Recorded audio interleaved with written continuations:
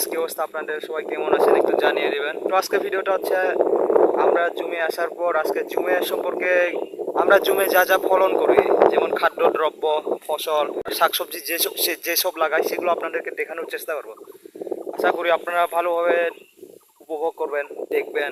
ভিউয়ার্সরা একটু সাবস্ক্রাইবটা করে দিয়ে। তো আপনাদের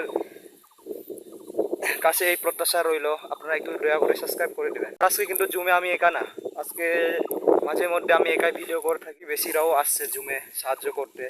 সাথে তো রয়েছে, দেখতে পাচ্ছেন, এটা হচ্ছে আমার বাবা আর প্রতিবেশীরা, দেখতে পাচ্ছেন আমার মাও আছে সাথে।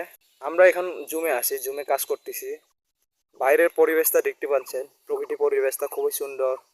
বৃষ্টি হালকা হালকা পড়তেছে এখানে, অন্যদিকে তো খুবই জোরে বৃষ্টি পড়তেছে।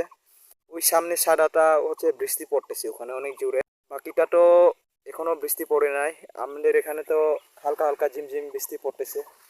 এখানে খুবই বাতাস, তো কি যে বলবো, পাহাড়ের উপর আছি, বাতাসটা ধান গাছের, দেখতে পাচ্ছেন ধান গাছে কিন্তু বাতাস লাগতেছে। এখানে ঠান্ডা আবহাওয়াটা খুবই ভালো লাগতেছে শরীরে এসে। প্রকৃতির পরিবেশটা খুবই ভালো। আপনারা জুমের উপরে দেখতে পাচ্ছেন জুমের পরিবেশটা।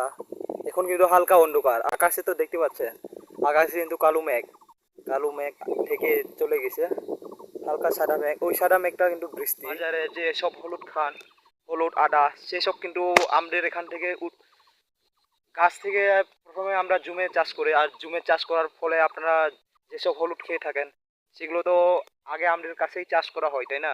তবুও আমরা চাষ করে থাকি।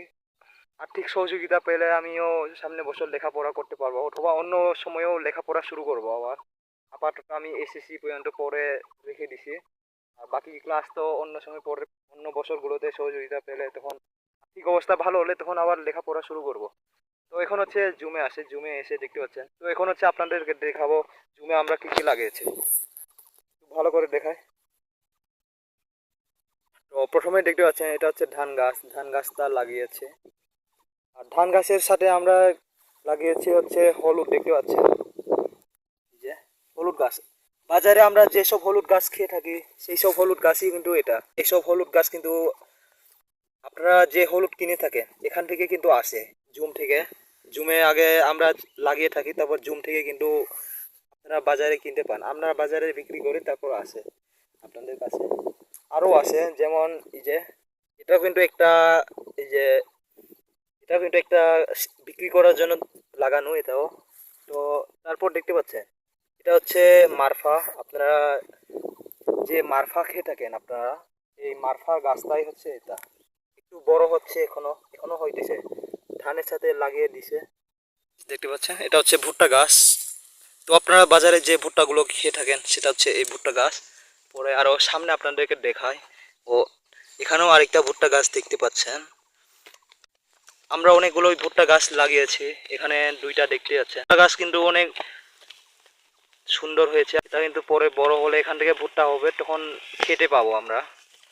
তো ভুট্টা আমরা খেয়ে থাকি, আপনার বাজারেও বিক্রি করে। বাজার ঘাটে আপনারা শাকসবজি হিসেবে যে বরবটি খেয়ে থাকেন, বরবটির গাছ আপনি দেখতে পাচ্ছেন, এটা হচ্ছে বরবটি গাছ। বাজারে যখন আপনি বরবটি খেয়ে থাকেন, এটা হচ্ছে সেই বরবটি গাছ। জুমে আরো অনেক ফসল আছে, যেমন ভুট্টা আছে, এইসব আমরা লাগিয়ে থাকি। তো প্রিয় বন্ধুরা, আসল কথা হচ্ছে মানুষ তো ব্যবধান নিয়ে লাভ নাই, একে অপরে মানুষ তো একই মানুষ, আমরা তো সকলে মানুষ, তাই না? একে অপরের সহযোগিতা করবো। তো লাইক করে দিয়েন, সাবস্ক্রাইব করে দিয়েন। তো আপনাদের কাছে একটাই রিকোয়েস্ট, আপনাদের কাছে প্রত্যাশা রইল।